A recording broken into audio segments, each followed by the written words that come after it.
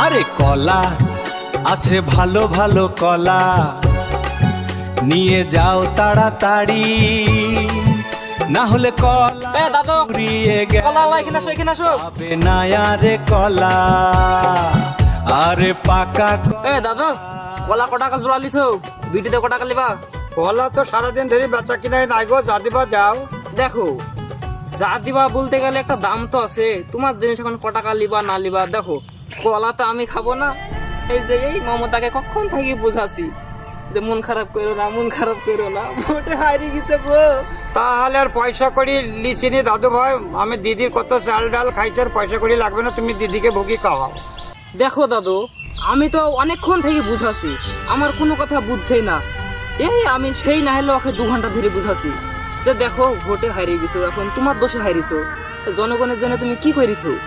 শিক্ষা নাই স্কুলে, এই রাস্তার যে অবস্থা বেহাল দশা, রাস্তা হরাম হরাম, একটা মানুষ যদি অসুস্থ মানুষ যদি যায় সেই জায়গাটা সে গাড়িতে তো চড়ে যাবে, হরাম হরাম করতে করতে সে তো আরো রোগী হয়ে যাচ্ছে, আরো শরীর খারাপ হয়ে যাচ্ছে।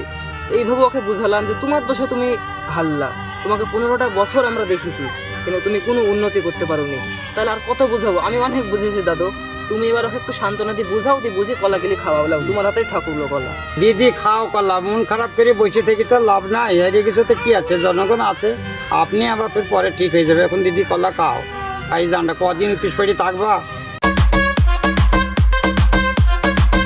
আরে পেয়েছি কলা যে মনে ভরে খাবো, আরে পেয়েছি কলায় আজ মন ভরে খাবো, শালায় অনেক দিন পাইনি কলা, হায়রে অনেক দিন পাইনি, ভোটে হেরেছি তো কি হয়েছে, আরে কলা তো পাচ্ছি। দেখো দিদি, তোমার পেছে হারার পেছে কারণ আছে। কেন দিদি হারার পেছে কারণ আছে জানো? তুমি ধরে লাও মসজিদ ঘরে ধরে লাও নামাজ পড়তে গেলে, সেখানে ধরে লাও নামাজটা পড়তে দিচ্ছ না, মসজিদটা ভেঙে দিচ্ছ। ঠাকুরদের ধরে লাও সেখানে মন্দির টন্দির করছে, সেখানে যাই মন্দিরটা। এই জন্যে দিদি মুসলমানরা ভোটটা তোমাকে একটু কম দিছে। কেন জানো দিদি? তুমি অমিত শাহ হিন্দু, অধীরও হিন্দু, জ্যোতি বসুও হিন্দু, শুভেন্দু অধিকারও হিন্দু, অধীরও হিন্দু, সবই তো হিন্দু ধরে লাও, মোদিও হিন্দু। সেই জন্য ভোটগালা দিদি এবার সব মোদিকে দিয়ে দিছে ভোটগালা, সেই জন্য হারিয়ে গেছো তুমি, নাহলে হাত তাক না।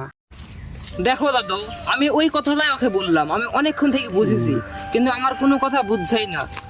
আমাদের দোষটাই দেখিয়ে যাচ্ছে, আমাদের জনগণের দোষটা দেখেছে, নিজের দোষটা দেখছে না। ও যে 15টা বছর ছিল, ওকে আমরা 5 বছর নয় 10 বছর নয় 15টা বছর দেখেছি। সিপিএম কত বছর ছিল? 35 বছর ছিল, কম বেশি উন্নতি যাই হোক করেছে।